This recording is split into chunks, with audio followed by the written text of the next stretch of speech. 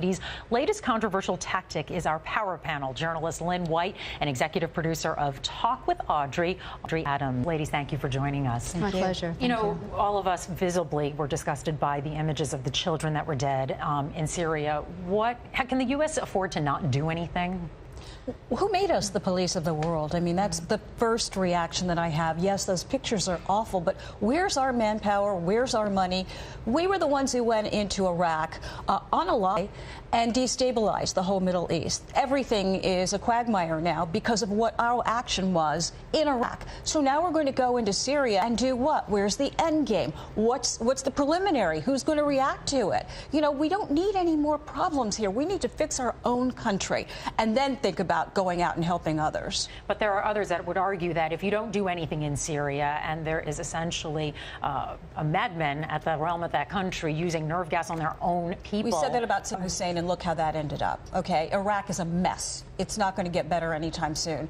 And him being in power in Iraq actually put a stopgap on Iran. Now Iran's an enemy and a really big threat. Syria's a threat. Egypt is a threat. You know, where does it end? We can't help but be touched by the images that we see. And, you know, as a mother, as a human being, it's gut-wrenching.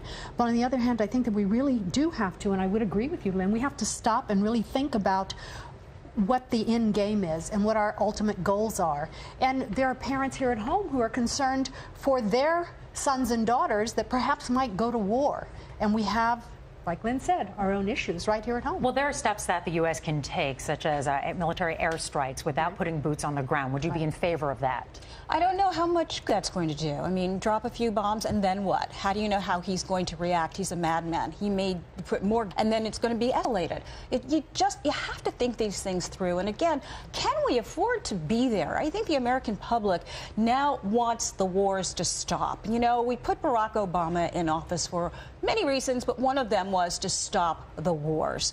And I don't see him and his ideology being 100% in favor of this, but I think he's No, it seems that they're really trying to come up with a measured response. Right, and the pressure is always on the United States to do something. Right. Well, we're the beacon of the free world, as they say, right? But look at us. Yeah. Some people in this country are hurting and not so free. Right. You know, hold the mirror on your own country before you go and try to fix another one. Now let's talk about this new report about the NYPD's controversial tactics, infiltrating mosques, labeling them as terrorist organizations. What do you think about that?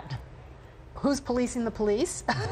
What does it all mean? And why is it that minorities are targeted? I mean, this is the land of the free, the home of the brave. There's freedom of religion, there's freedom of thought, and yet you're targeting a religious house of worship and all of its members. It just doesn't really make sense to me. Much like stop and frisk, you know? Yes, it is. And you heard it today reflected in many of the speeches in Washington in the 50th year commemoration of the speech that Dr. Martin Luther King made.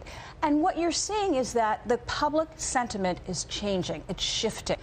We don't want this. The SA problem, we don't want any of it. We want to be able to live our lives free of fear that the people who are put there to protect us are going to harm